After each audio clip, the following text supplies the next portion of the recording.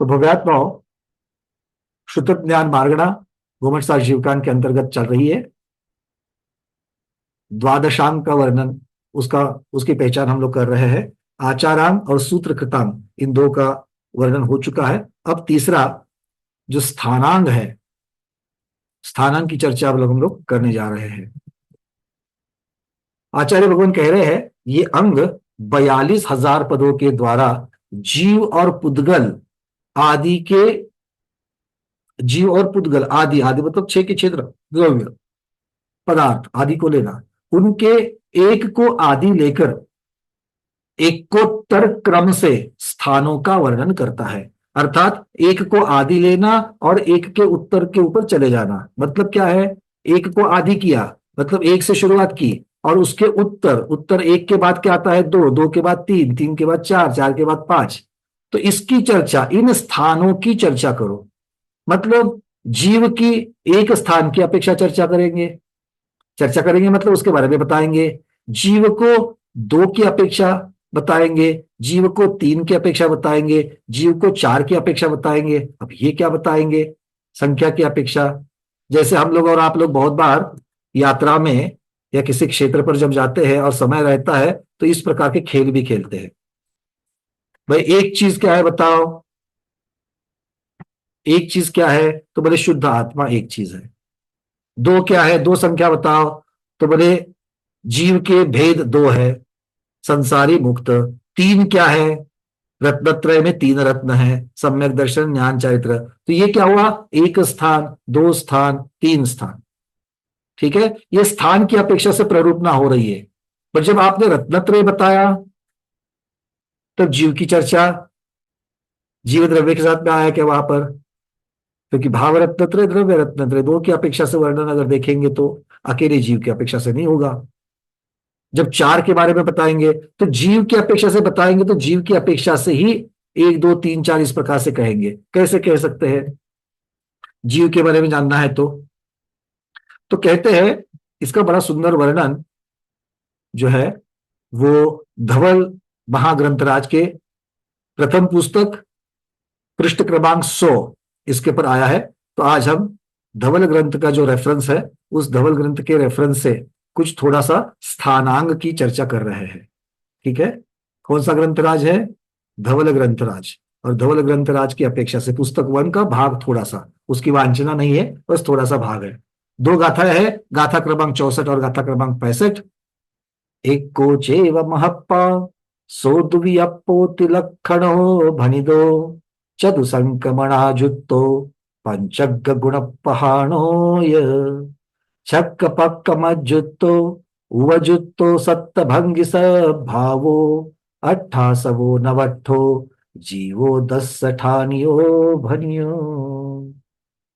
जीव का वर्णन एक से लेकर के 10 अंक के द्वारा, अर्थात एक से 10 स्थानों के द्वारा धवल महाग्रंथराज में किया गया है, और ऐसे ही स्थानांग में है। ठीक है, ऐसे ही स्थानांग में है। जिनको इसका संदर्भ चाहिए, धवल पुस्तक 1 पृष्ठ 100, ठीक है, वहां पर भी है। और पुस्तक 9 पृष्ठ 198, ये दो जगह आपको मिल जाएगा। पहली पुस्तक का 100वां पेज और 9वीं पुस्तक का 198 नंबर का पेज, और गाथा क्रमांक है 64-65। जय धवला जी में भी इसका प्रकरण मिल जाता है। जय धवला जी पुस्तक 1 पृष्ठ क्रमांक 123। ठीक है, इस प्रकार से ये वर्णन है स्थानांग का। क्या क्या कह रहे हैं देखो।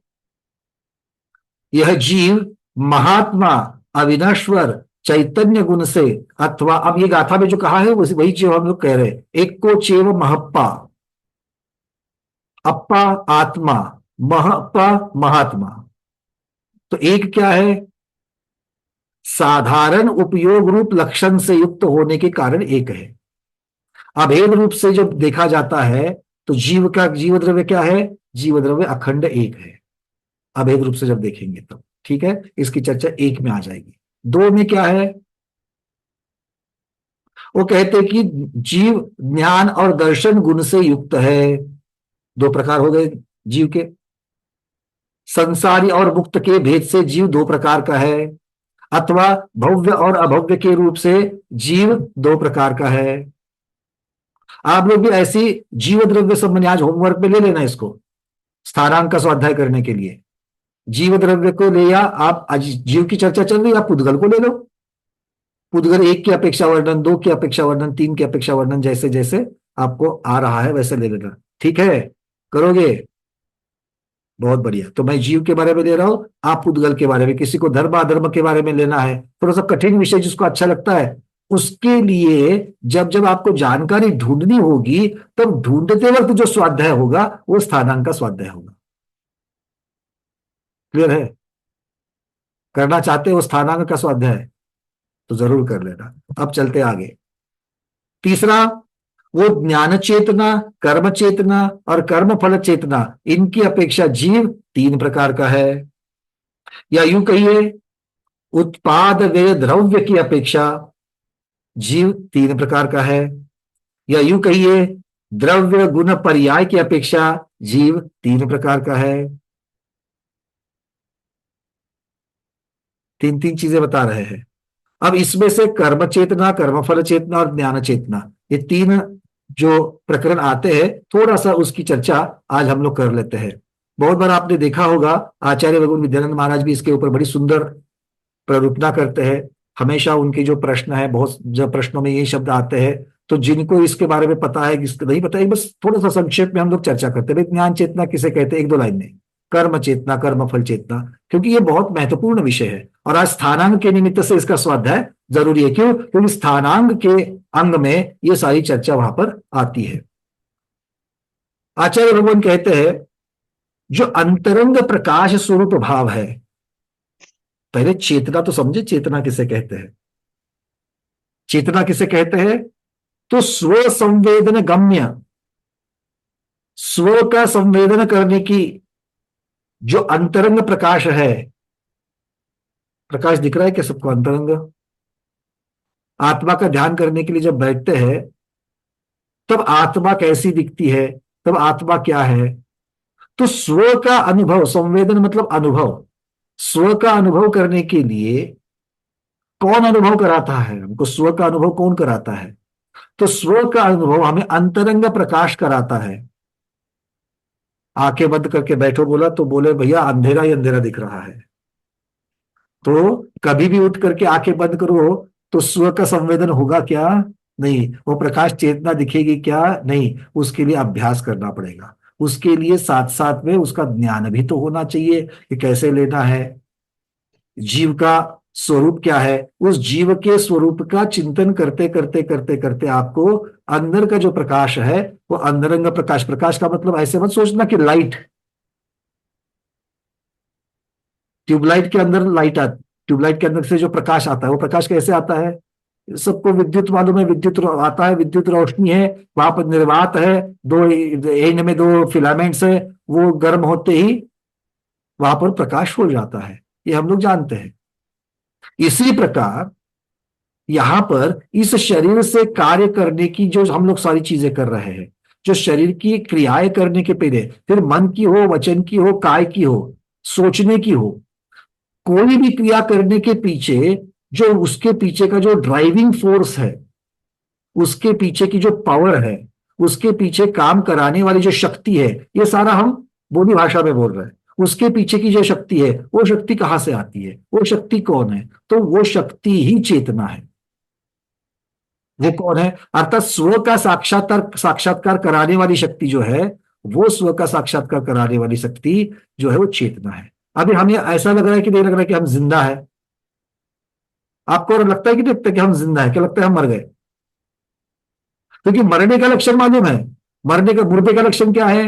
ना हिलेगा, ना रहेगा, ना देखेगा, ना सुनेगा, ना चखेगा, ना चिंतन करेगा, कुछ भी नहीं करेगा। करेगा क्या मुर्दा? नहीं करेगा। तो हम मुर्दा है कि जिंदा है? कैसे बताया?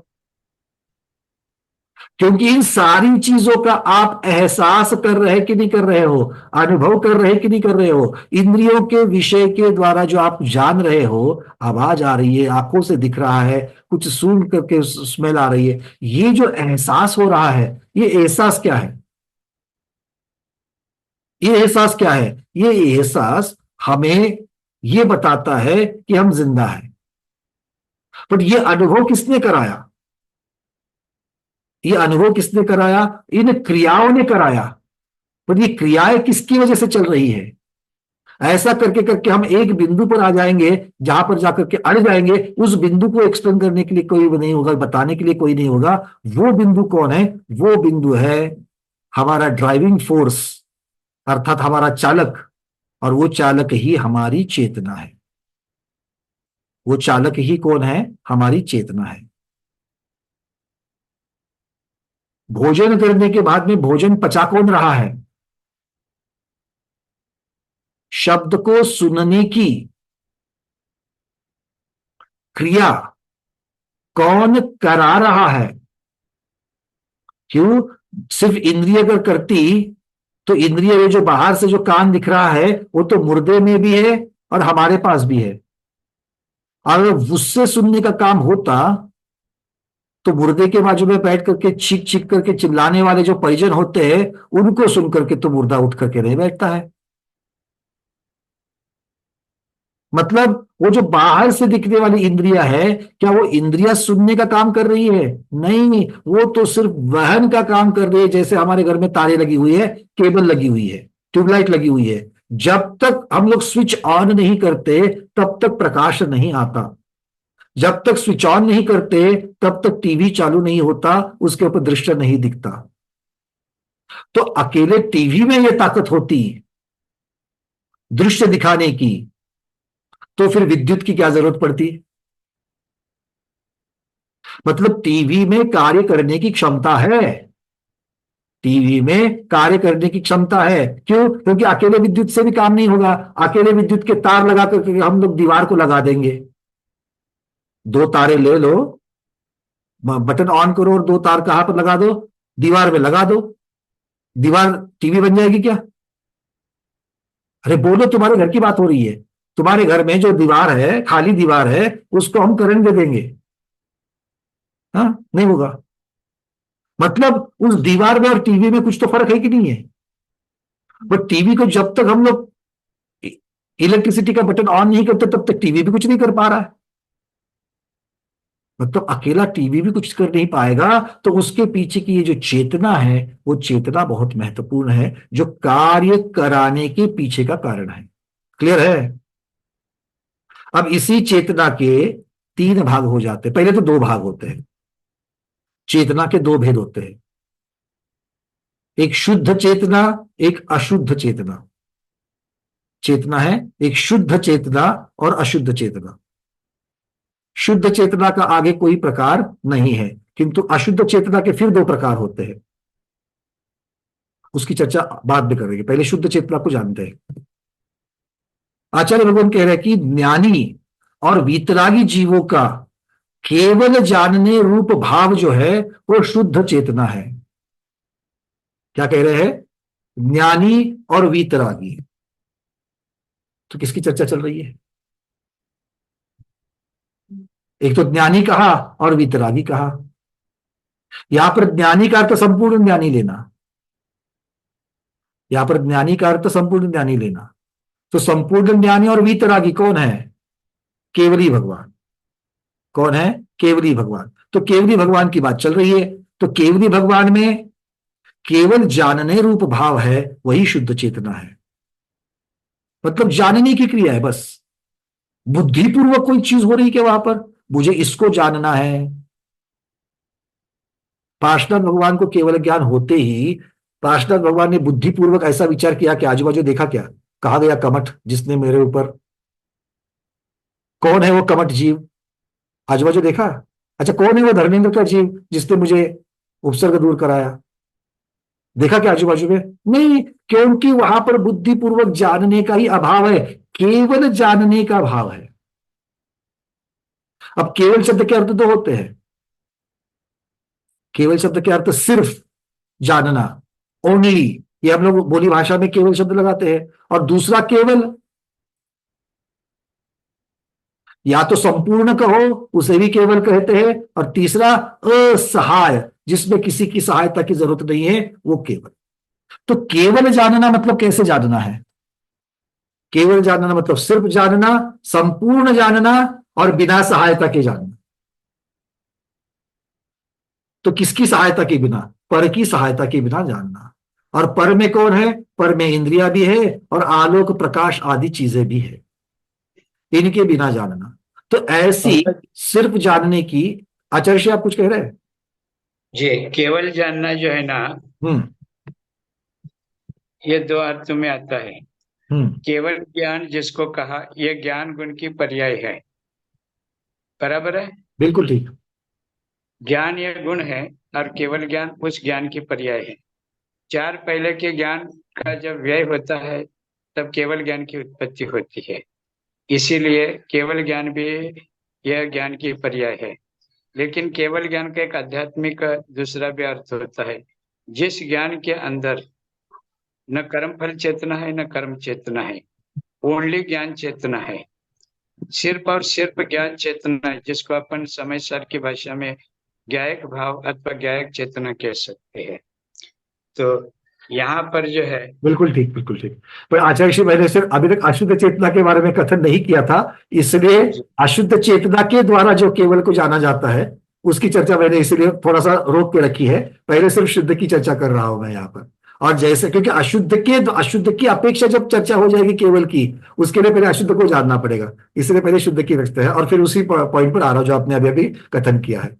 तो कह रहे हैं कि जो ज्ञानी और वीतरागी जीव है, वो का केवल जाने रूप भाव जो है वो शुद्ध चेतना, और इससे ही ज्ञान चेतना कहते हैं। इसे ही क्या कहते हैं? ज्ञान चेतना। तो चेतना का पहला भाव, पहला भेद कौन सा हो गया? पहला भेद कौन सा हो गया? ज्ञान चेतना। और ज्ञान चेतना किसे होती है? केवली भगवान को होती है। संपूर्ण ज्ञानी वीतरागी, इनको होती है। अच्छा, अब आते हैं अशुद्ध चेतना की तरफ। उसके पहले थोड़ा सा ज्ञान चेतना के बारे में और एक दो वाक्य। क्या? क्योंकि ज्ञान चेतना में, जिसमें ज्ञान की केवल ज्ञप्ति रूप क्रिया होती है, बहुत महत्वपूर्ण शब्द है ये। ज्ञान में ज्ञान की कौन सी क्रिया? केवल ज्ञप्ति रूप, मतलब जानने रूप, केवल जानने रूप। वो वहां पर फिर अवग्रह यह अवैध धारणा वाली कोई बात नहीं है।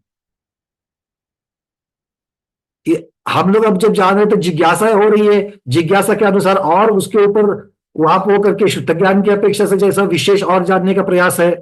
प्रयास वाली बात जो है वो वहां नहीं है। वहां पर सिर्फ ज्ञप्ति, ज्ञप्ति अर्थात जानने रूप क्रिया होती है। ज्ञाता दृष्टा भाव से पदार्थों को मात्र जानना, उसमें इष्ट और अनिष्ट की बुद्धि नहीं करना, यही इसका अर्थ है। क्या आप और हम ऐसा जानते हैं? किसी भी चीज को जानते हैं। चलो, आपके सामने मैंने ये एक वस्तु रखी, अब इसको आप जान रहे हो कि नहीं जान रहे हो? कैसे जान रहे हो? कैसे जान रहे हो? जैसे ही जानेंगे उसके साथ में फायदा नुकसान वाली बात भी जानेंगे। कितनी बार तो प्रश्न यही तो आते हैं, भैया इसको जानना क्यों है? इस गाथा, ये गणित वाली गाथाएं क्यों पढ़नी है? इसका फायदा क्या? ये जो इष्ट और अनिष्ट मेरे योग्य है क्या? मेरे उपयोग का है क्या? मुझे कोई फायदा होने वाला है क्या? फायदा नुकसान व्यावहारिक शब्द के जो अर्थ है उसको छोड़ दो, यहां पर अर्थ क्या है कि मेरे कुछ काम की है क्या? ऐसी चीजों के द्वारा, ऐसी बुद्धि के द्वारा हम जानते हैं, हाँ या ना?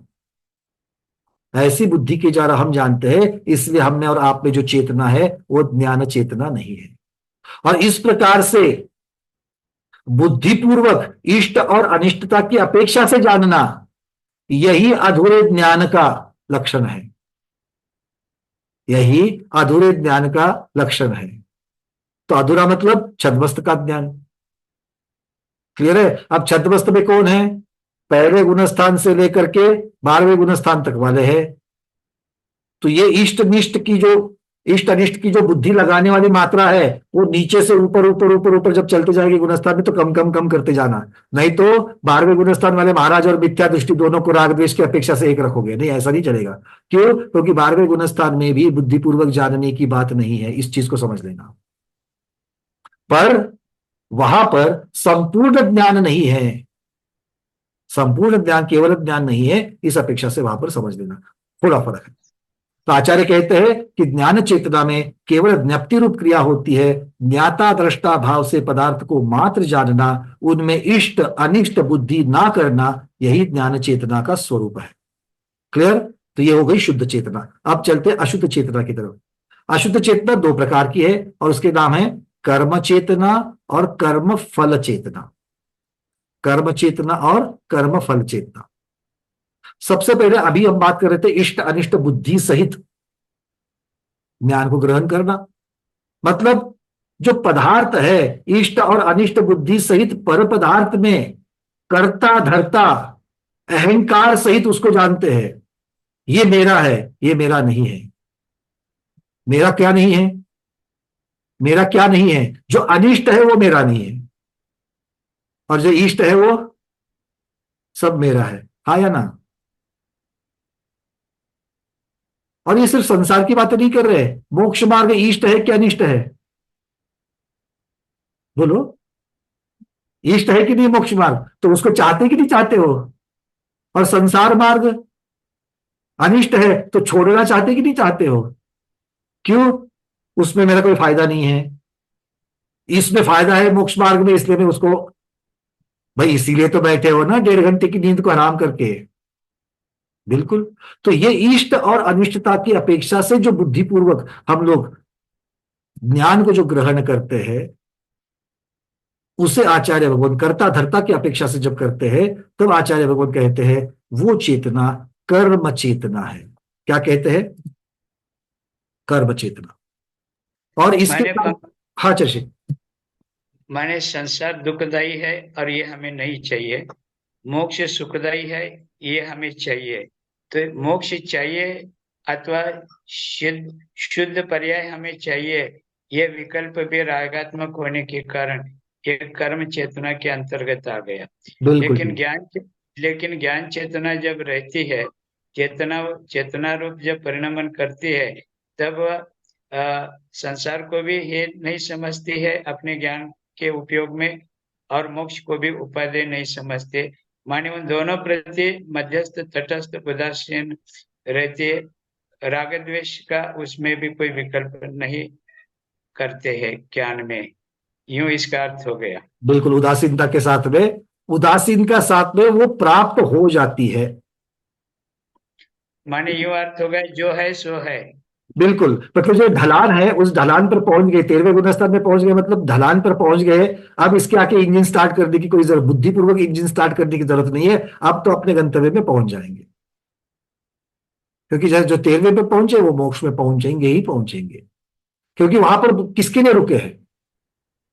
13वें गुणस्थान ऐसा नहीं कि 13वें गुणस्थान में भगवान के पास में तीसरा शुक्ल ध्यान या चौथा शुक्ल ध्यान करने की पात्रता नहीं है। ऐसा है क्या? वो तो है उनके पास। तो रुके किस लिए है? बस आयु कर्म के लिए रुके हुए हैं। क्योंकि जब तक आयु कर्म है तब तक तो उनको जो चीज जैसे जैसे हो रही है उस प्रकार से उसको वो घटित होने देना है। इष्ट और अनिष्ट की वहां पर उसमें बात ही नहीं होगी। और जब आयु अंतर्मूर्त रह जाएगी तो ये सारी जो प्रक्रिया है, समुद्घात की प्रक्रिया हो, ये सारी प्रक्रिया है, या फिर भगवान का योग निरोध हो, तीसरा शुक्ल ध्यान हो, चौथे शुक्ल ध्यान के अंत में 85 प्रकृतियों का क्षय हो, ये सारी प्रक्रियाएं जो है ये किसी व्यवस्था की अपेक्षा से जो बुद्धिपूर्वक नहीं होती है, अनादिकाल से अकृत्रिम जैसी कोई व्यवस्था होती है, उस व्यवस्था के अनुसार घटित होती जाएगी और आयु कर्म खत्म होते ही जीव शुद्ध स्वरूप को धारण करेगा। तो ये वाली बात जो है वो ज्ञान की तरह हो गया। नीरज जी पूछ रहे हैं कि अभी के ज्ञान के अनुसार मध्यस्थता रखना इस तरह समझना होगा क्या? देखो, मध्यस्थ का अर्थ ये यहां पर मध्यस्थ का शब्द, क्योंकि माध्यस्थ भाव जो है ये माध्यस्थ भाव उपेक्षा भाव, क्योंकि माध्यस्थ भाव उपेक्षा भाव होना चाहिए, तब वो माध्यस्थ भाव जहां पर जिनेन्द्र प्रति दर्शन जो है उसमें जो माध्यस्थ भाव कहा है वही अभिप्रेत हो जाएगा। क्योंकि माध्यस्थ भाव को कुछ दूसरे दर्शनों में कुछ अलग अर्थों में भी लिया गया है। तो इसलिए उपेक्षा की अपेक्षा से जो माध्यस्थ भाव है, इष्ट अनिष्टता की अपेक्षा छोड़ करके जो माध्यस्थ भाव है वो यहां पर अभिप्रेत है, फिर वो ठीक है। ठीक है, तो ये इष्ट और अनिष्ट की बुद्धि सहित जो हम ज्ञान पाते हैं वो जानना कर्म चेतना है। तो ये कर्म चेतना किस किस के पास होगी? ये कर्म चेतना किस किस के पास होगी? जिसके एकदम। पास इष्ट और अनिष्ट करने की पात्रता है। और ये पात्रता बुद्धिपूर्वक किसके पास आती है? मन वाले जीवों के पास आती है। किसके पास आती है? संगी जीवों के पास प्राप्त होती है। और सौदनी मतलब मन वाला पंचेंद्रिय पर्याप्तक, इस प्रकार से ले लेना। हाँ, सभी जीव मतलब सभी ही, सबको मन थोड़ी है। पंचेंद्रिय पर्याप्तक संगी को ही मन है, उनकी चर्चा यहां पर चल रही है। अब अशुद्ध चेतना का दूसरा भेद, आचार्य भगवान कहते हैं इंद्रियजन्य सुख दुख में तन्मय होकर सुखी दुखी ऐसा अनुभव करना कर्म फल चेतना है। तो सबसे पहले तो इंद्रिय जनित ज्ञान की बात कर रहे हैं। मतलब कौन सा ज्ञान हो गया? मति ज्ञान, और उसके साथ में आने वाला यथा योग्य श्रुत ज्ञान। इंद्रियों से प्राप्त होने वाला मति ज्ञान और यथा योग्य होने वाला श्रुत ज्ञान। क्या है वो? उसकी वजह से क्या है? मैं गाना सुनना चाहता हूं, मैं गाना सुनना चाहता हूं। अब आचार्य भगवान यहां पर सुंदर उपदेश दे रहे हैं, मैं उसको सुनना चाह रहा हूं, किंतु नेटवर्क डाउन हो गया, इलेक्ट्रिसिटी चल गई, निकल गई, और मैं वो सुन नहीं पा रहा हूं। क्या होगा? दुखी हो जाता हूं। आकुलता होती है कि नहीं होती है? होती है। कल मोक्ष सप्तमी रविवार का दिन मंदिर में जाकर के अभिषेक देखने की बहुत लालसा, 3-4 दिन से प्लानिंग किया था, पर मंदिर में इतनी भीड़ थी, पहुंचते पहुंचते लेट हो गया, पीछे वाले लोग भी खड़े थे, तो हमको अभिषेक दिखाई नहीं भगवान का। आकुलता हो गई, दुख हुआ कि नहीं हुआ? मतलब जो जी, अब वो अगर अवधि ज्ञानी होते तो, अगर वो केवल केवल ज्ञानी तो बात छोड़ दो, बट पीछे बैठे बैठे भी तो वो अभिषेक देख सकते थे, क्योंकि वहां पर साक्षात दर्शन की जरूरत नहीं है। पर यहां पर इंद्रिय जनित जो सुख और दुख है, उससे मैं सुखी हूं, मैं दुखी हूं। कल सुख कैसे, इंद्रिय जनित सुख कैसा मिल गया? पैसे आ गए, अच्छा अच्छा खाने को मिल रहा है, अच्छा पहनने को मिल रहा है, अच्छा सोने के लिए मिल रहा है, बढ़िया बढ़िया गद्दे के ऊपर बैठ रहे हैं, बढ़िया गाड़ी में बीएमडब्ल्यू में घूम रहे हैं। ये क्या है? बीएमडब्ल्यू में बैठ करके सुख क्यों लगता है? बोलो, बीएमडब्ल्यू कार में बैठ करके सुख क्यों लगता है? सुख लगता है कि नहीं लगता है? जो जो ना कह रहे हैं कि मुझे बीएमडब्ल्यू गाड़ी में बैठ करके सुख नहीं लगता है, पिछिया तैयार है आचार्य भगवान के पास। आचार्य भगवान बैठे हुए हैं, क्योंकि जिसके इसकी इतनी विरक्ति जिसके पास आ गई है, उसने तो साधु बनना चाहिए। है कि नहीं?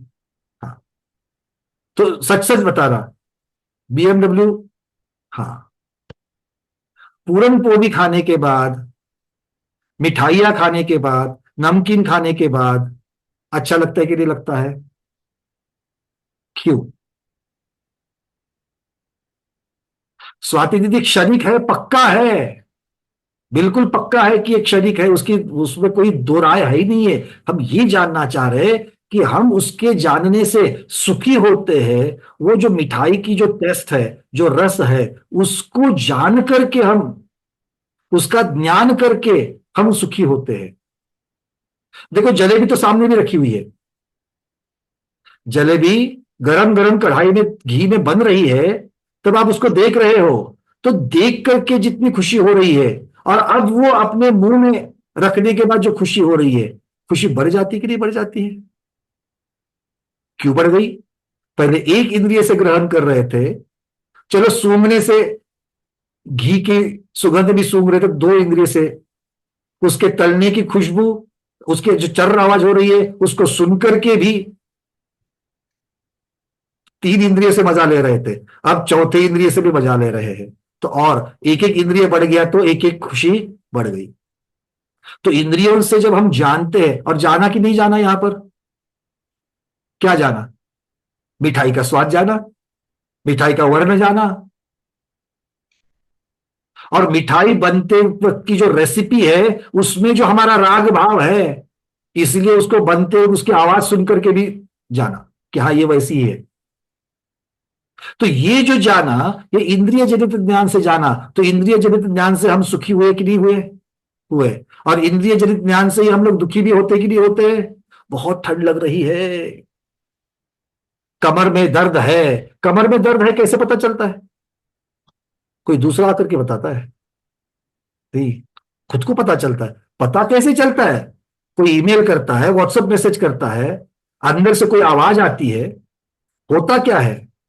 पता कैसे चलता है? दुख का अनुभव किया, किसके द्वारा?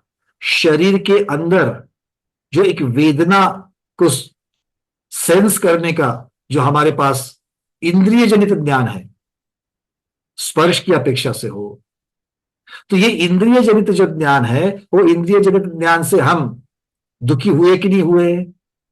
इसी इंद्रिय जनित ज्ञान को उल्लू बनाया जाता है, उसको भ्रमित किया जाता है। कैसे? पेन किलर दे करके। पेन किलर लेने के बाद दुख होता है क्या कमर में? फला फला चीज मलिए, काम पर चलिए, एडवर्टाइज सुनते हैं। तो वो सारा मलने के बाद क्या आपका कमर दर्द हमेशा के लिए निकल गया? अरे हमेशा के लिए निकल जाता तो ऐसी कोई क्रीम, ऐसा कोई बाम बनाता ही नहीं था। क्योंकि एक बार लगाने से आपका दर्द ठीक हो गया, उनकी दुकान कैसे चलेगी? बार बार लगाएंगे तभी तो चलेगी। खैर, उसमें नहीं जाना है। बात यह है, इंद्रिय जनित है कि नहीं है? और इंद्रिय जनित होने की वजह से उसको आप इंद्रिय जनित ही सॉल्यूशन भी दे रहे हो। आंख दिख नहीं रहा है, चश्मा दे दिया। तो जब नहीं दिख रहा था, पढ़ नहीं पा रहे थे, जब पढ़ नहीं पा रहे थे तब दुखी हो रहे थे, आकुल हो रहे थे, चश्मा लगा दिया, बढ़िया से देखने को मिला, इंद्रिय जनित सुख मिला। मिला कि नहीं मिला? तो ये इंद्रिय जनित सुख और दुख किसे होता है? अब प्रश्न ये आ गया, क्यों? क्योंकि ये अशुद्ध चेतना है। इंद्रिय जनित ज्ञान कौन करा रहा है? वो भी तो चेतना है, हाँ या ना? और उसी को आचार्य भगवान अशुद्ध चेतना कह रहे हैं। ये अशुद्ध चेतना का भाग है। पर यहां पर राग द्वेष की अपेक्षा से इष्ट और अनिष्टता की बात अलग है। उसके पहले बस इंद्रिय जनित ये सुख है और ये दुख है, ये चीज पता चल रही है कि नहीं पता चल रही है? हाँ, पता चल रही है। मतलब बुद्धिपूर्वक जो मुझे इष्ट और अनिष्टता की बुद्धि लगानी है, वो बाद में, उसके पहले मुझे वेदना या फिर सुख, इन दोनों का अनुभव मुझे हो रहा है, हाँ या ना? इसका मतलब है कि जिनके पास बुद्धि है, जिनके पास मन है, वो भी इस प्रकार के सुख दुख का अनुभव करते हैं। क्योंकि आप और हम मन वाले हैं, इस प्रकार के सुख दुख का अनुभव करते कि नहीं करते हैं? करते हैं। कमर दुखती है तो दुखती है कि नहीं? दुखती है। अब चींटी को पूछो, भाई चींटी तुम्हारी कमर दुखती है क्या? उसके पास मन नहीं है, उसके पास मन नहीं है, तो क्या कहेंगे? क्योंकि इस चीज को कर्म फल चेतना कहा है। क्या कहा इसको? सुखी दुखी होने का जो अनुभव, उसको कर्म फल चेतना कहा। तो वो कर्म फल चेतना आप में और मुझ में है, चींटी में है क्या? चींटी का पाव खींचा तो चींटी को दुख होता है क्या? चींटी का रास्ता बदल देंगे तो, मच्छर को भगाएंगे तो उसे दुख होता है क्या? वो भोजन करने के लिए आ रहा है, उसको बड़ी भूख लगी है, बड़ी आशा से आपके घर पे पहुंच गया है वो, ऊपर से फैन चल रहा है, इतनी प्रतिकूल परिस्थिति में, क्योंकि उसको जो उड़ने के लिए फैन है तो वो उड़ नहीं सकता, पर फिर भी वो प्रयास करके कैसे तो करके आपके शरीर पर पहुंच गया और आपने उसको उठा दिया। थाली पर बैठा हुआ जीव आपने उठा दिया, भोजन किए बिना चला गया, उसको दुख होता है? अरे मैं पूछ रहा हूं आपको, दुख रहा होता है कि नहीं होता है? कभी संवाद किया कि नहीं किया मच्छर से? मच्छर से भी संवाद करना चाहिए। कैसे कर सकते हैं? आगम के द्वारा तो कर ही सकते हैं। आगम में जो उन जीवों के बारे में बताया गया है, वो कैसा जानते हैं, वो कैसा व्यक्त होते हैं, इसकी अपेक्षा से तो जान ही सकते हैं। बिल्कुल होता है। दुख किसे नहीं होता है? क्योंकि ऐसा नहीं होता तो उन जीवों को भी, जिनको मन नहीं है, उनको जन्म मरण का दुख होता है कि नहीं होता है? अभी अभी तो चर्चा हो गई थी, 6012 भव लब्ध्य पर्याप्त के धारण करने वाला सूक्ष्म निगोदिया जीव, वो सूक्ष्म निगोदिया जीव संक्लेश परिणाम के, उत्कृष्ट संक्लेश परिणाम को प्राप्त होता है, और कि उसका ज्ञानावरण कर्म का क्षयोक्षम जो है वो कम से कम होता है, क्योंकि संक्लेश बढ़ गया, विशुद्धि कम हो गई, कम से कम वहां पर उसका क्षयोक्षम होता है और कम से कम ज्ञान को धारण करता है। मतलब क्या हो गया, सूक्ष्म निगोदिया को भी तो चेतना है, बिल्कुल चेतना है, क्योंकि जीव बिना चेतना के नहीं होता, तो उसके पास कौन सी चेतना है। सूक्ष्म निगोदिया चींटी है, मच्छर है, मक्खी है, ये बुद्धिपूर्वक राग दुख, इष्ट अनिष्टता की ये सारी बातें करते हैं क्या? नहीं करते हैं, वो नहीं करते हैं। तो उनके पास कर्म चेतना नहीं है, असंगी जीवों के पास कर्म चेतना नहीं है, किंतु संगी जीवों के पास, मन वाले जीवों के पास कर्म चेतना भी है और कर्म फल चेतना भी है। इंद्रिय जनित सुख दुख से सुखी दुखी होने वाली चेतना भी है, और इष्ट और अनिष्ट की बुद्धि लगाकर जानने वाली चेतना भी है। क्लियर है? तो ज्ञान चेतना संपूर्ण ज्ञानी वीतराग भाव जीवों में है, सौद्मी जीवों में कर्म चेतना है और कर्म फल चेतना है, और असंगी जीवों में सिर्फ और सिर्फ कर्म फल चेतना है। याद रहेगा?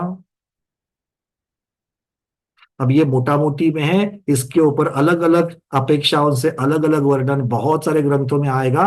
उन उन ग्रंथों में क्या क्या विषय है, उस विषय की अपेक्षा से वहां पर उसको लेना चाहिए। अध्यात्म का कथन चल रहा है, सिद्धांत का कथन चल रहा है, कौन सा कथन है, उस अपेक्षा से उस विषय को लेना चाहिए। क्लियर है? हम किसका स्वाध्याय कर रहे हैं? धौला जी पुस्तक 1, धौला जी पुस्तक 9, उसमें जो 3 अंक के द्वारा जीव का वर्णन, कर्म चेतना, कर्मफल चेतना और ज्ञान चेतना युक्त जीव है, ऐसे 3 चीजों से जीव होता है, ऐसे स्थानांग नाम के अंग का हम स्वाध्याय कर रहे हैं। आया ना? बहुत बढ़िया। तो उस शुद्ध देवता को और स्थानांक को बार बार नमोस्त करते हुए आगे बढ़ते, क्योंकि चौथा अंक, क्योंकि गाथा में 1 से 10 तक स्थान बताए, और भी आएंगे, बट गाथा में 1 से 10 तक बताए, तो चौथे की तरफ चलते हैं। चौथा क्या है? अच्छा, इसके बाद बाकी तो सब लोग जानते ही है, उत्पाद व्यय द्रव्य युक्त तो भी 3 हो जाते हैं जीव। उत्पाद सब लोग जानते हैं, नई पर्याय का उत्पन्न होना, व्यय पहली पर्याय का नष्ट होना, और द्रव्य क्या है? द्रव्य मतलब उसका द्रव्यपना बने रहना, ये द्रव्य है। ध्रुवता, नित्यता, उसे द्रव्य कहा है। द्रव्य गुण पर्याय, आप में और हम में, हम द्रव्य है कि नहीं है? अरे बोलो, हम और आप द्रव्य है कि नहीं है? कौन सा? जल हो, गंध हो, अक्षत हो, पुष्प हो, नैवेद्य हो, अष्ट द्रव्य में से कौन सा हो? नहीं। फिर पंचामृत के 5 में से कौन सा अमृत हो? नहीं। अच्छा, जीव द्रव्य की बात क्या है? बीच में मैं भटक जाता हूं, इसलिए आप लोगों की सहायता लेकर के फिर से लाइन पर आ जाता हूं। तो ये जीव द्रव्य की बात है, तो आप और हम द्रव्य भी है, तो द्रव्य है हम एक। गुण है कि नहीं हम में और आप में? कौन कौन से गुण है? अरे क्या बताए भैया, कैसे कैसे गुण है, वो वाले गुण की चर्चा नहीं चल रही है। ज्ञान और दर्शन, इतने ही गुण की चर्चा चल रही है। और पर्याय है कि नहीं आपकी और हमारी? है, मनुष्य पर्याय है, स्त्री पर्याय है, पुरुष पर्याय है, अलग अलग प्रकार की है। चलिए बहुत बढ़िया। तो द्रव्य गुण पर्याय 3 की अपेक्षा जीव 3 प्रकार का है। चौथा, नरक आदि 4 गतियों में परिभ्रमण करने वाला जीव 4 प्रकार के संक्रमणों से युक्त है। संक्रमण, संसार को क्या कहते हैं? संसरण इति संसार। जो संसरण करता है, संक्रमण करता है, संक्रमण होता है मतलब एक से दूसरे में चला जाता है। हम और आप अभी मनुष्य में है कि नहीं है? जल्दी से बोलो हाँ, क्योंकि उसको भी टाइम लगाते हो। यहां से देवगति में जाएंगे कि नहीं जाएंगे, ये तो पूछने से पहले हाँ। तो ये संक्रमण हुआ कि नहीं हुआ? हुआ। इसी को संसार कहते कि नहीं कहते हैं? भटकना संसार है। तो कहां कहां कितनी जगह भटकते हैं? 4। तो इस 4 प्रकार की गतियों की अपेक्षा जीव 4 प्रकार का है। आगे, औपशमिक आदिक 5 भावों से युक्त होने से जीव 5 भेद रूप है। जीव 5 भेद रूप है। तो हमारे 5 भाव होते कि नहीं होते हैं? जीव के 5 भाव होते हैं। आपके और हमारे कितने हैं? अभी तो क्षयिक और औपशमिक भाव है क्या? नहीं, क्षारक्षमिक है, औदयिक है और पारिणामिक है। तो आप और हमारे पास तीन ही भाव है, और यहां तो लिखा है कि जीव के पांच भाव होते हैं। तो आप और हम जीव है कि नहीं है? प्रश्न समझ में आ गया? हाँ बोलो भाई, चिंतन लगाओ। आप और हम जीव है कि नहीं है? अगर आप हाँ बोलोगे तो मेरे शंका का समाधान करो। आचार्य भगवान बोल रहे जीव को पांच भाव होते हैं, अभी आपके और मेरे पास तीन है। तो फिर आपको और हमको जीव कैसे कहे स्वाति कद्र दीदी? जीव है कि हम? अनम्यूट। है भैया। हाँ, जो है। अरे जीव है पक्का, पर ये तो सर्वोच्च न्यायालय की बात हो गई, सिद्ध भी तो करो। पांच में से तीन ही भाव दिख रहे हैं और भगवान बोलते जीव के पास पांच भाव होते हैं। अभी लब्धि नहीं आई लब्धि नहीं आई तो बोलो लब्धि आने के बाद जीव कहेंगे। नहीं, वो ज्ञान होने के लिए, भाव होने के लिए। हाँ तो भाव होंगे तब, पांचों भाव होंगे तब जीव कहेंगे। जब क्षायिक भाव है तब औपशमिक नहीं होते, जब औपशमिक है तब क्षायिक नहीं होते। कैसे करेंगे? है कि नहीं है? उपशम श्रेणी चढ़ रहे हो, औपशमिक भाव हो रहे हैं। औपशमिक सम्यक्त्व के साथ में हो, उपशम के भाव हो रहे हैं, और तब तो जीव के पास क्षायिक सम्यक्त्व है। विशुद्धि होने के बाद हाँ? भाव बन जाए। विशुद्धि होने विशुद्धि, तो विशुद्धि होने के बाद जीव कहेंगे। अभी आप और हमारी विशुद्धि नहीं है तो हम जीव नहीं है क्या? है। हाँ, तो फिर कैसे बोलेंगे?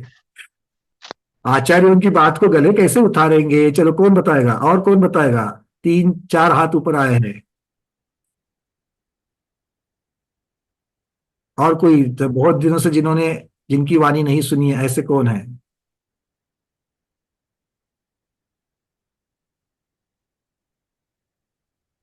अंजना दीदी क्या कहेंगे? जीव है कि नहीं हम और आप? देखो बड़ी समस्या आ गई। है तो, पर सिद्ध नहीं कर पा रहे, कैसे कहेंगे? मतलब आधार कार्ड तो है पर हमारा ही है, कैसे बताए? और वो छोड़ेंगे नहीं अंदर वहां पर। मीना दीदी कह रही सिद्ध जीव अरे सिद्ध भगवान की तो बात सिद्ध भगवान जानेंगे, हमारा और आपकी चर्चा चल रही है। बोलो बोलो बोलो जल्दी से। हाँ, कुसुम छाबरा दीदी मुंबई, जीव हो कि नहीं हो? नाना जीवों की अपेक्षा। बहुत सुंदर उत्तर। ये सारा कुछ वर्णन नाना जीवों की अपेक्षा किया गया है, एक जीव की अपेक्षा नहीं है। तो जो उपशम श्रेणी चढ़ रहे हैं, जो उपशम सम्यक्त के साथ है, उनके पास उपशम भाव है। जो क्षय कर चुके हैं उनके पास क्षायिक भाव है, और बाकियों के पास तो तीन भाव है ही है कि नहीं है? तो अलग अलग जीवों की अपेक्षा, नाना जीवों की अपेक्षा, ये थोड़ा क्यों दिया जाता है बीच बीच में, थोड़ा सा विषय से हटकर ऐसे प्रश्न क्यों पूछता हूं? ये मत बोलना भैया आपकी आदत है, आदत से मजबूर होने से आप पूछते, नहीं नहीं नहीं, वो तो आदत से मजबूर तो हूं, पर थोड़ा सा चिंतन हो जाए ना। चिंतन होने के बाद ये एहसास होता है कि मेरे पास मन है, मैं संगी जीव हूं। ठीक है ना? चलो आगे बढ़े। अब कहां तक पहुंचे, कितने आए थे? पांच हुए थे। अब कहते हैं छठा, मरण समय में पूर्व पश्चिम दक्षिण उत्तर, चार मुख्य दिशाएं, और ऊर्ध्व और अधो, इन छह दिशाओं में जीव गमन करने रूप छह अपक्रमों से सहित होने के कारण छह प्रकार का है। ये छह प्रकार का है। मरण समय में छह दिशाओं में गमन कर सकता है ये। क्यों तिरछा नहीं जाएगा? क्यों स्वाति स्मिता दीदी? जीव तिरछा तुम्हें तो नहीं माना? और चार दिशा बच गई कि नहीं बच गई? बस मी तेच म्हणणार होते, अजून चार दिशा, आठ दिशा हाँ तो फिर बताओ मुझे, मैंने देख लिया, मैं बोला ना, थोड़ा थोड़ा मन पर ज्ञान आ रहा है मेरे में, लगता है मुझे समझ में आ रही है बातें।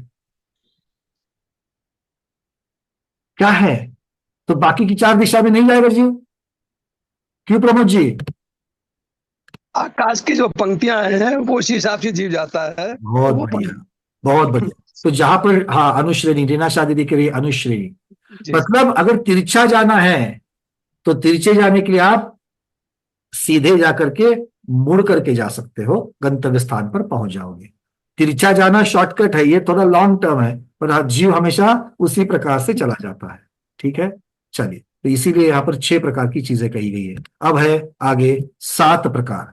सात भंगों से जीव का सद्भाव अर्थात अस्तित्व सिद्ध होता है, अतः जीव 7 प्रकार का है। इसकी चर्चा भी आगे हम करेंगे, सम्यक्त मार्गणा या फिर जैसे ही विषय आएगा वैसे सप्तभंग की चर्चा भी हम लोग करेंगे। बड़ा सुंदर प्रकरण, सुंदर उदाहरणों के साथ में हम लोग देखेंगे। स्यात् अस्ति, स्यात् नास्ति आदि आदि जो 7 भंग है उसकी अपेक्षा से चर्चा करेंगे। आगे ज्ञानावरण आदि 8 कर्मों के आश्रव से युक्त है, अतः जीव 8 प्रकार का है। ऐसे कि जिनका जिनका माइक खुला है कृपया माइक बंद करें।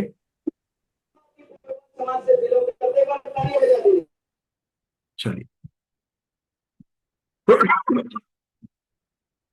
माइक खोलने के बाद ये बात आपको पता होनी चाहिए, अगर माइक आप बंद नहीं करते हो तो आपके घर में जो जितनी ध्वनियां घूम रही है पूरे भारतवर्ष में नहीं, भारतवर्ष के बाहर भी जा रही है ना। ये महत्वपूर्ण बात है, इसलिए आप सोच लेना इसके बारे में।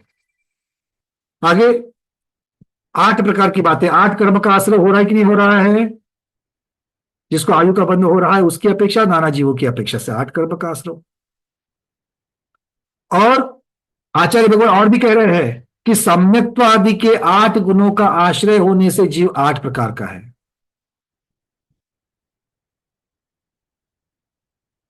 जीव 8 प्रकार के गुण का आश्रय करता है, सम्यक्त्व आदि।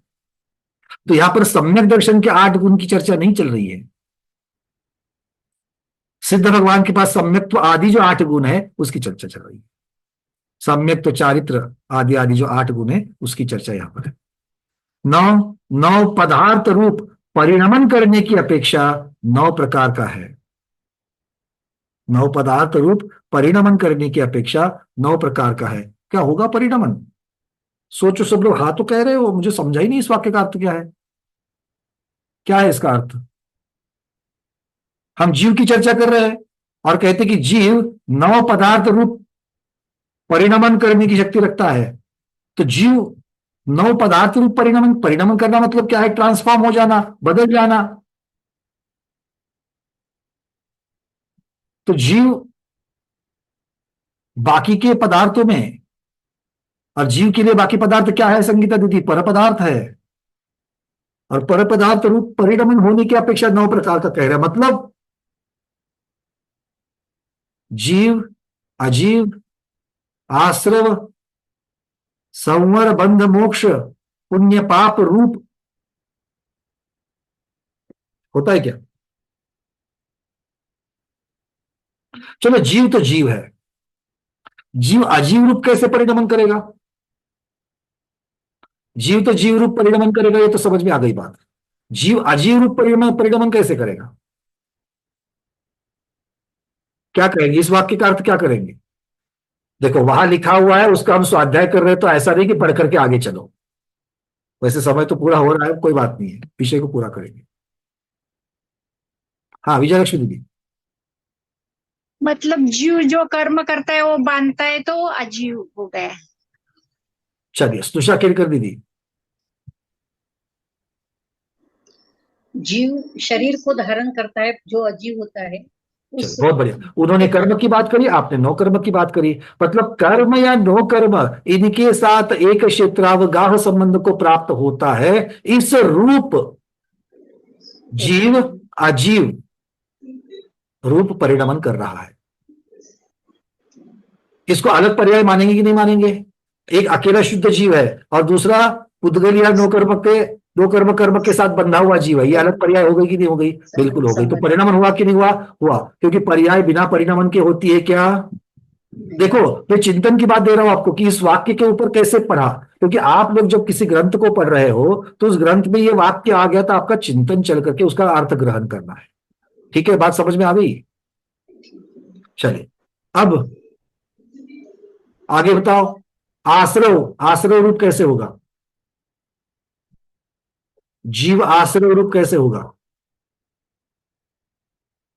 आश्रय रूप परिणमन, सुनीता बज दीदी। जीव के राग द्वेष आदि जो भाव के कारण आश्रय रूप परिणमित होता है। बहुत सुंदर। जीव के जो भाव है, जिनकी वजह से कर्माश्रय होता है, वो भावाश्रय जो है, वो भावाश्रय जीव रूप है या फिर जीव का परिणमन रूप है। ठीक है, क्योंकि उस शुद्ध जीव में वो बात है क्या? नहीं है। संसारी जीव में है, मतलब पर्याय परिणमन के साथ में बन गई। ठीक है, इसी प्रकार से लगा लेना। तत्वाद सूत्र सर्वाद सिद्धि जब हमने पढ़ी, तब वहां पर इन सभी चीजों की चर्चा आपने और हमने की है। एक बार बोलो हाँ, जिन्होंने जिन्होंने किए उस पर हाँ बोलना। वहां पर हमने भाव आश्रव, द्रव्याश्रव, भावबंध, द्रव्यबंध, भाव मोक्ष, द्रव्य मोक्ष सबकी चर्चा करी है। ठीक है, एक बार उसको सर्वाद सिद्धि को निकाल करके देखना। बस बात यही है, भाव जीव के है, कर्म साक्षात द्रव्य जो है वो पुद्गल है। इस अपेक्षा से बोलोगे। आगे, पृथ्वी, जल, तेज, वायु, 4 स्थावर हो गए। प्रत्येक और साधारण वनस्पति 6 हो गए। 2 इंद्रिय, 3 इंद्रिय, 4 इंद्रिय, पंचेंद्रिय, ये 10 हो गए। ऐसे 10 प्रकार की पर्याय धारण करने वाला होने की वजह से, या 10 स्थानों को, 10 ठानों को प्राप्त होने वाला वजह होने की वजह से जीव द्रव्य 10 प्रकार का है। जीव द्रव्य 10 प्रकार का है। क्लियर है? तो इस प्रकार से 1 से लेकर के 10 स्थान जो है, इनकी चर्चा यहां पर करी गई है। तो इस चर्चा की अपेक्षा से ये स्थानांग, मतलब स्थानांग जो अंग है, वहां पर इस प्रकार से 1 से लेकर के संख्या को अब 11 की होगी। 11 प्रतिभाओं को धारण करने वाला है, 12 व्रतों को धारण करने वाला है, 13 प्रकार के चारित्र को धारण करने वाला जीव है। 14 को क्या करेंगे? 14 गुणस्थान, 14 बहुत सुंदर, 14 गुणस्थानों को धारण करने वाला है। 15 क्या कहेंगे मीनाक्षी दीदी? 15 प्रमाद सहित है। प्रमाद सहित है, 15 प्रमाद सहित जीव है, इसलिए जीव 15 प्रकार का है। 16 का, अरे दूसरा फटक से दिमाग में आना चाहिए। अलका दीदी बोलिए। 16 कारण भावना को भाता है, इसलिए जीव 16 का जीव भी 16 प्रकार का है। बहुत सुंदर। 17 प्रकार का, अब थोड़ा सा कठिन कठिन होते जा रहा है। 17, शोभा अजमेरा दीदी, 17 प्रकार का? अच्छा नहीं है, 2 ही हाथ ऊपर है। चलिए हाँ दे है। कुसुम दीदी है कलकत्ता से, बताइए। 17 प्रकार के नियमों को धारण करने वाला होने से। फिर से बोलिए। 17 प्रकार के नियम जो प्रतिदिन के होते हैं, अगर उनको कोई 17 धारण प्रकार करता के है, वो भी प्रतिदिन नियम 17 को प्रकार धारण का करने वाला होने से जीव 17 प्रकार का है। बहुत सुंदर। 18, स्मिता दीदी। 18 दोषों से रहित जीव रहता है।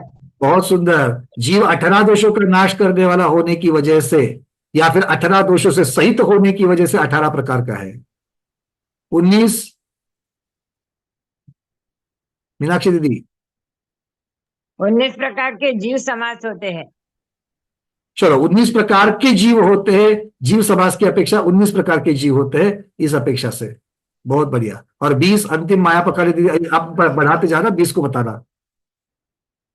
मैं 19 का बताती चलो 19 का बताओ। हूँ। परिचय 19 परिचय। अरे परिचय 19 थोड़ी होते, 22 होते हैं। 22 एक बार 19 से 19 सहन करने वाला, 22 में से 19 सहन करने वाला। चलो उसका निषेध नहीं करूंगा मैं, निषेध नहीं करूंगा मैं। चलिए ठीक है। अभी इस प्ररूपना है जिस जीव को, जिस अवस्था में जिस जीव को 19 परिचय होते हैं, उसकी अपेक्षा से जीव 19 प्रकार का है, उसका निषेध नहीं कर सकते। अंजू दीदी। 20 हाँ बताओ, अनम्यूट करो। 20 प्ररूपणा है भैया जी, वंदना भैया जी।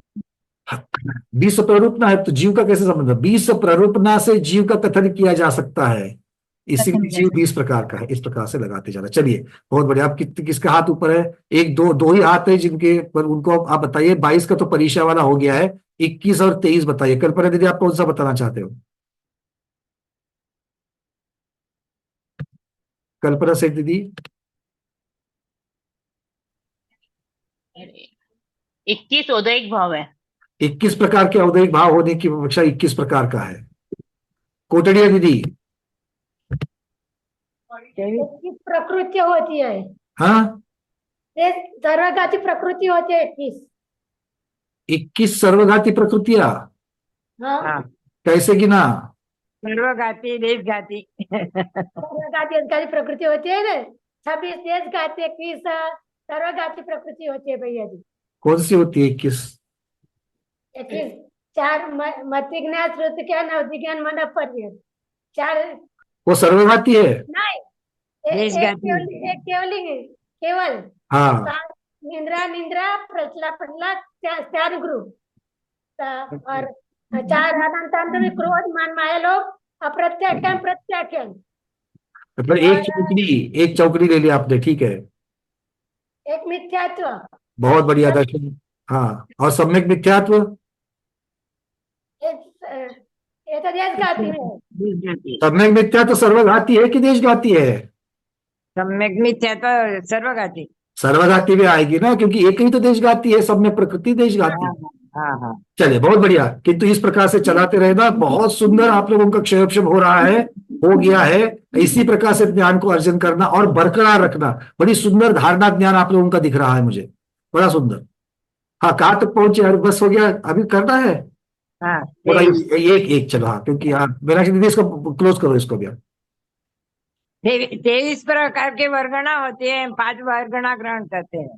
बहुत बढ़िया। पुद्गल की 23 प्रकार की वर्गणा होती है, बट वो 23 का जीव के साथ कैसे संबंध लगाओगे, ये मेरा प्रश्न है।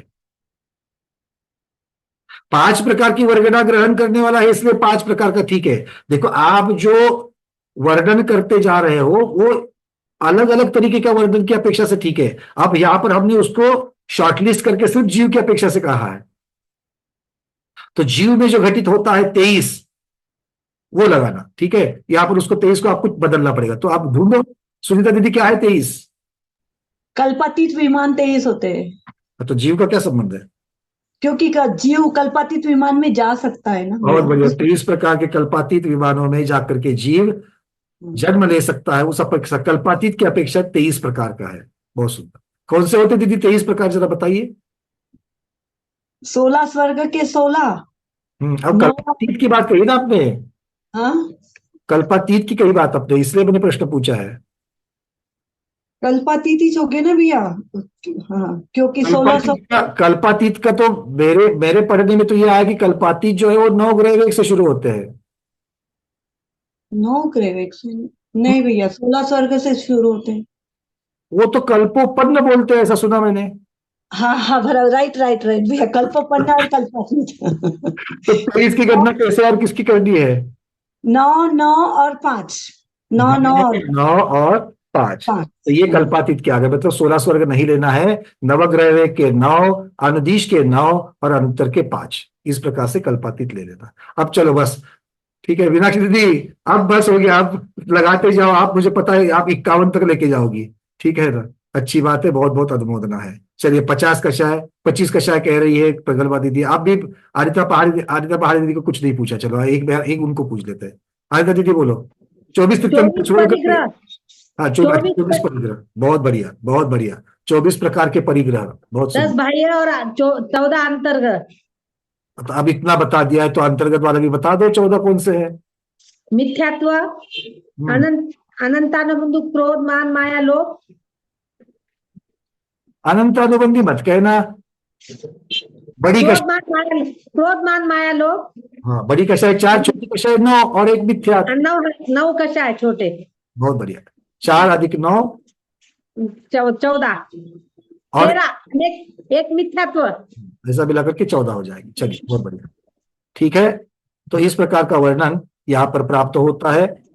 तो ये वर्णन पूरा का पूरा, समय भी हमारा पूर्ण हो रहा है। तो स्थानांग में इस प्रकार से ये 1 से लेकर के अलग अलग अंकों का आधार लेकर के द्रव्यों का वर्णन किया गया है। अब आपका होमवर्क क्या है? कम से कम 1 से 10 स्थान में उद्गल को बिठाओ। जो धर्म द्रव्य को बिठाना चाहे बिठाओ, अधर्म को बिठाओ, काल को बिठाओ, जिसको बिठाना है उसको बिठाओ। बट 1 से 10 तक स्थान आपको लगाने हैं और एक ही द्रव्य के लगाने हैं। जीव के तो लगा लिए, अब आगे के लगाना है, ठीक है। चलिए, बहुत बढ़िया। आज की इस स्थानांग अंग की चर्चा शुद्ध माता और सभी गुरुओं के श्री चरणों में बारंबार नमोस्तु वंदामि इच्छाकार करते हुए यहीं पर संपन्न करते हैं। जैनम जयतु शासनम, जैनम जयतु शासनम, जैनम जयतु शासनम।